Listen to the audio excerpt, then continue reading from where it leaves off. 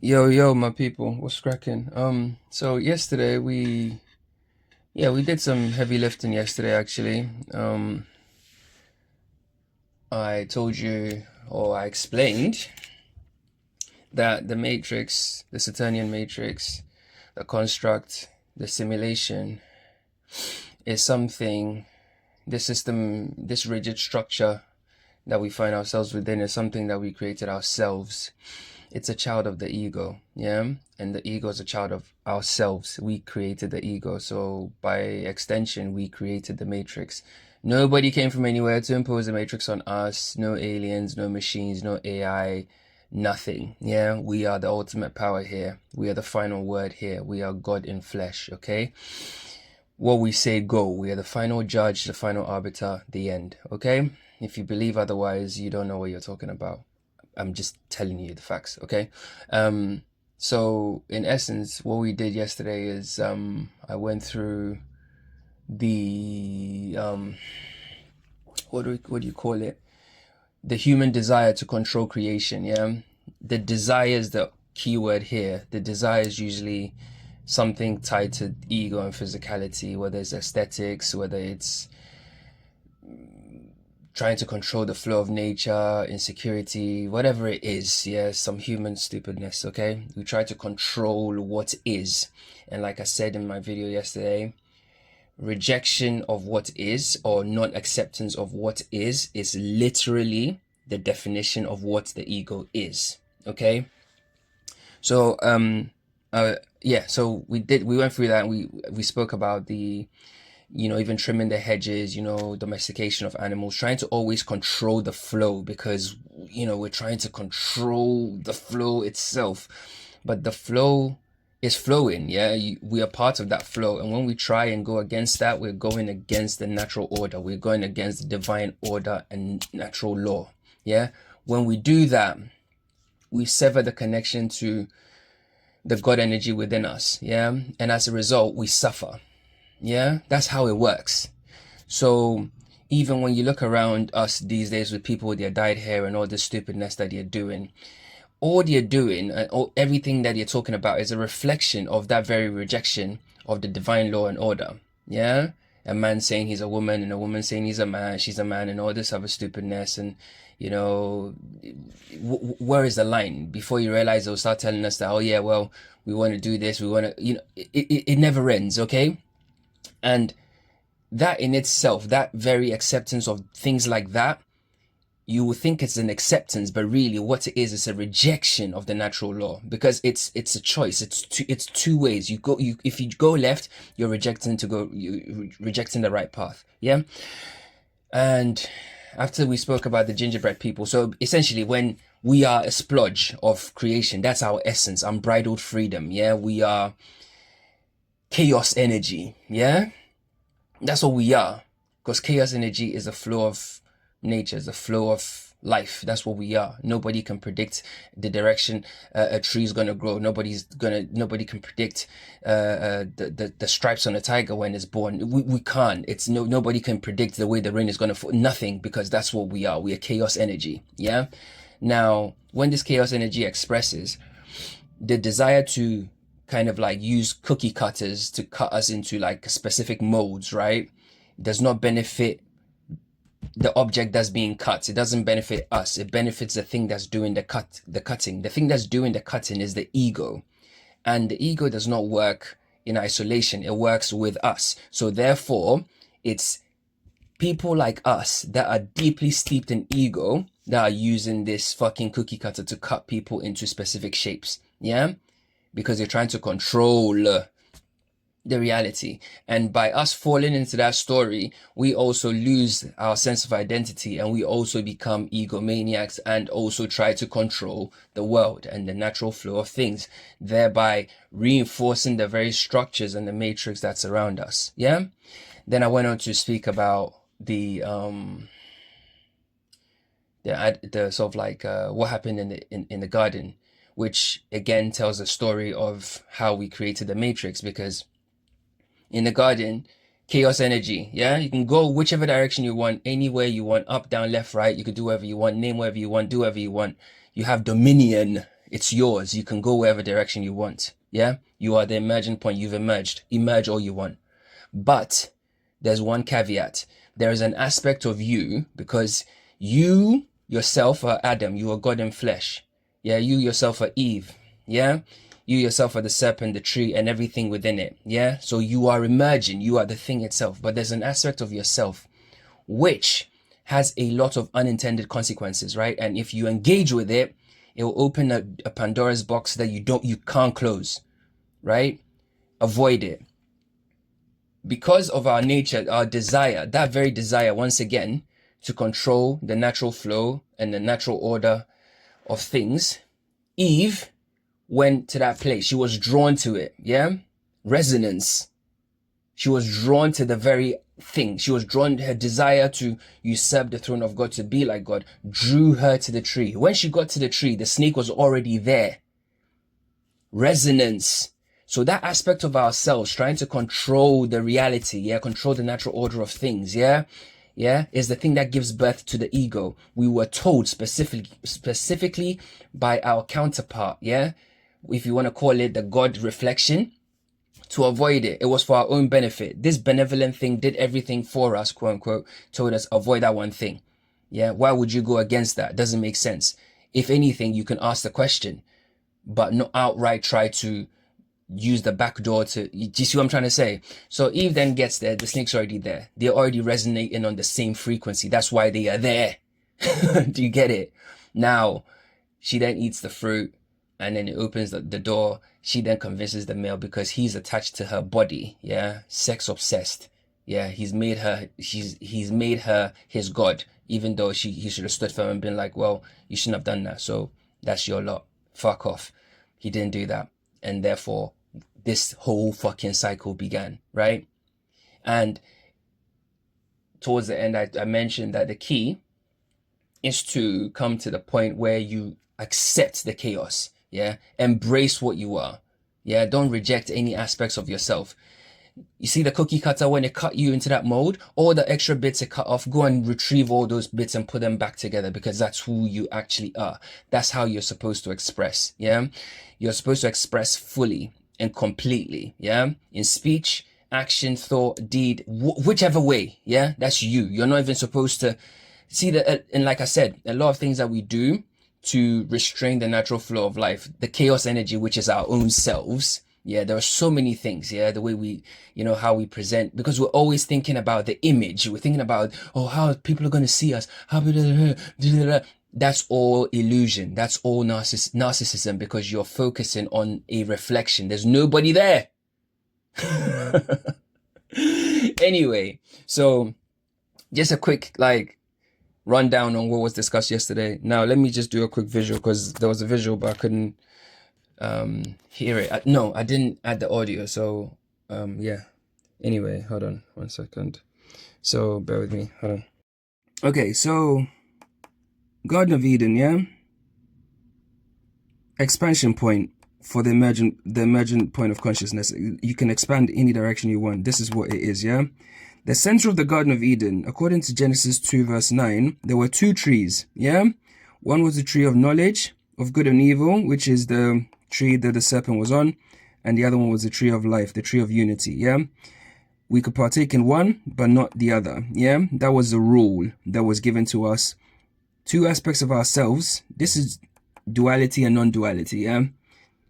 You can eat from the tree of unity. You can always stay present, stay locked in with the oneness of all things, or become aware of separation and go into the world of separation. That's what this signifies, right?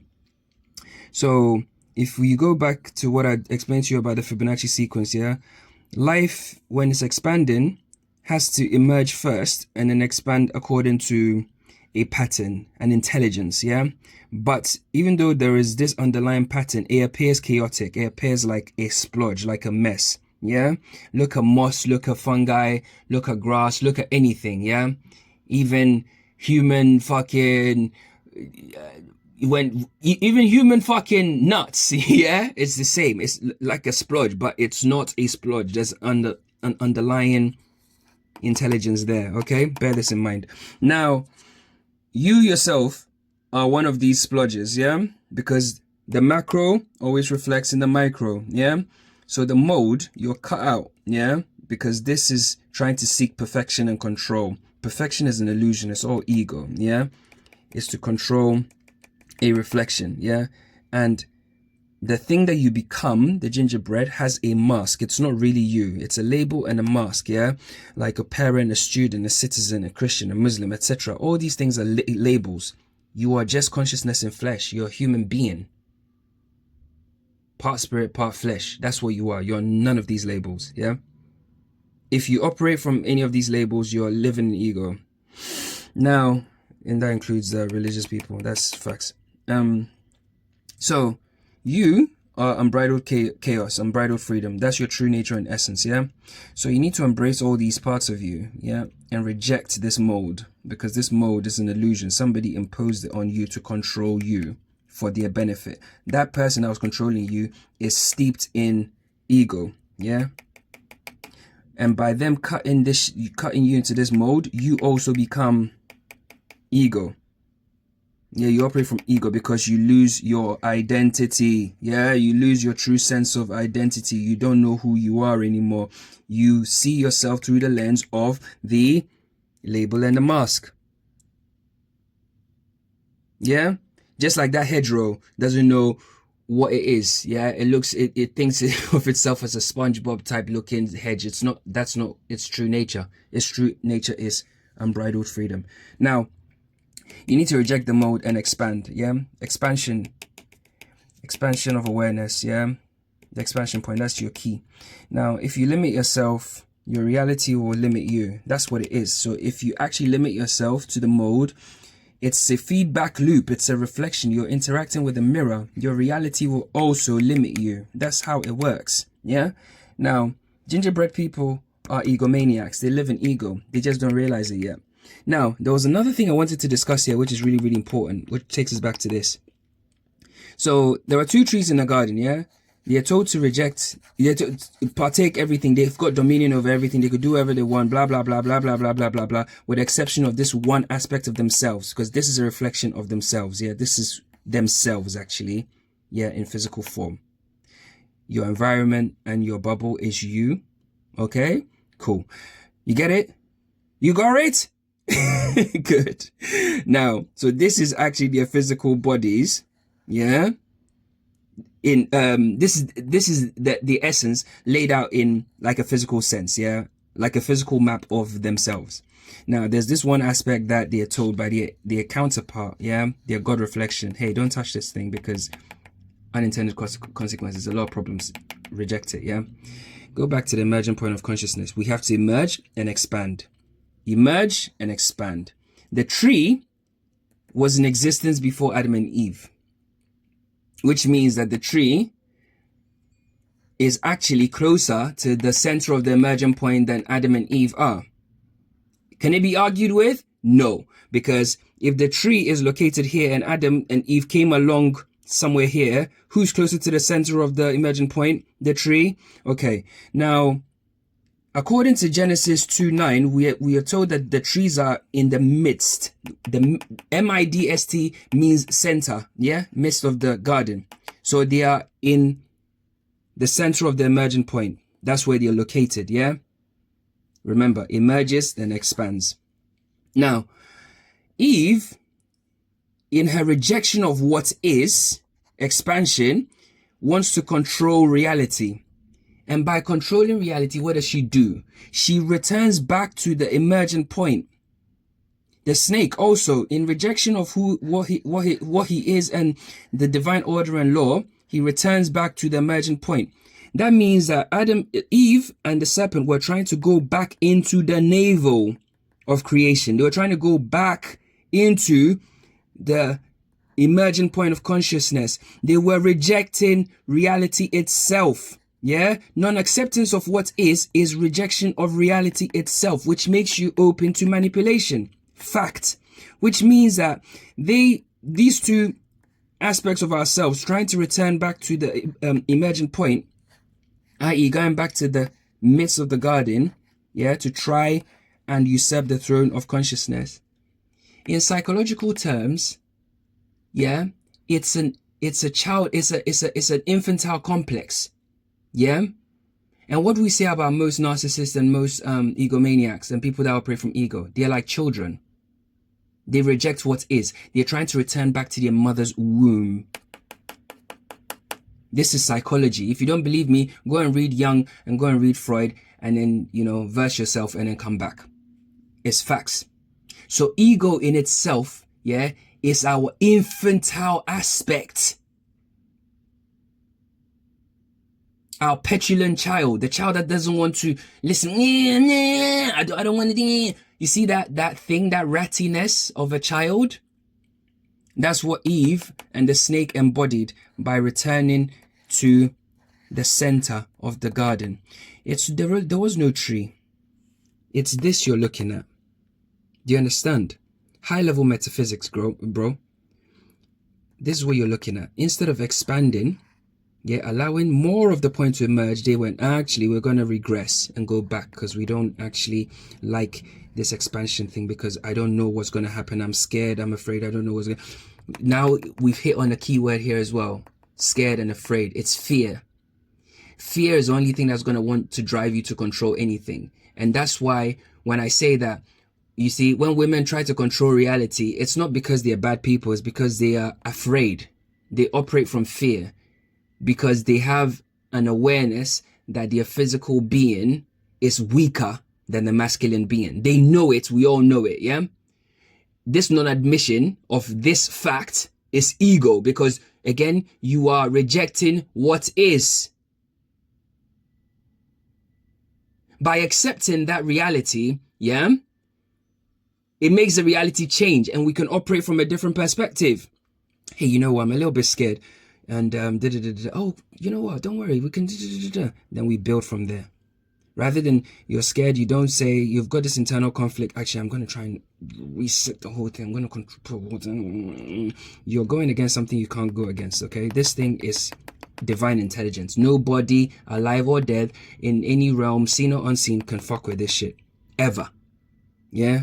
You go back into the navel, you will not be able to return back into the abyss of creation. You can't. You've already been put here. So when you do that, it's almost like you're trying to reverse engineer creation. You're only going to open up a can of worms and you're going to suffer for it. Do you understand?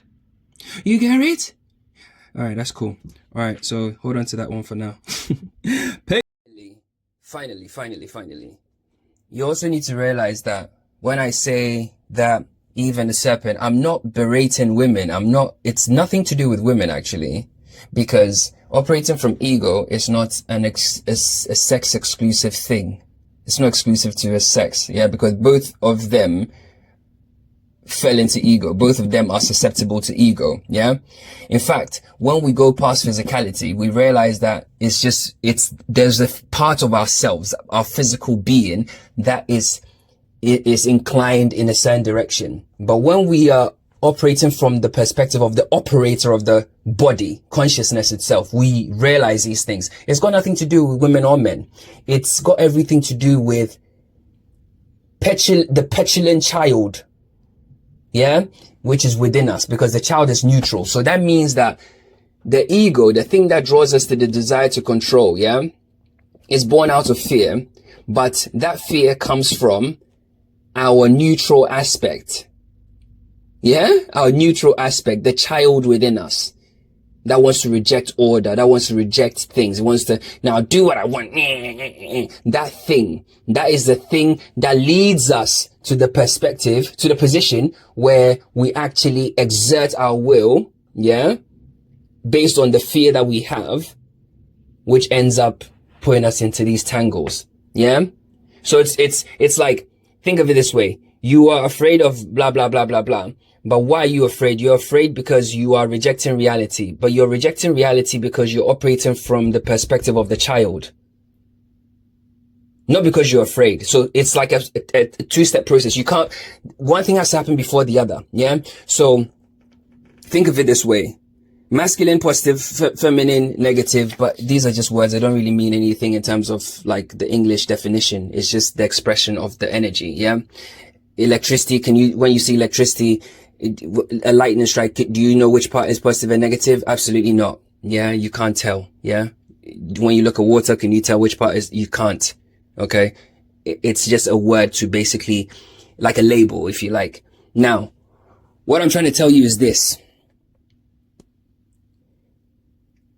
we have a disposition to control reality.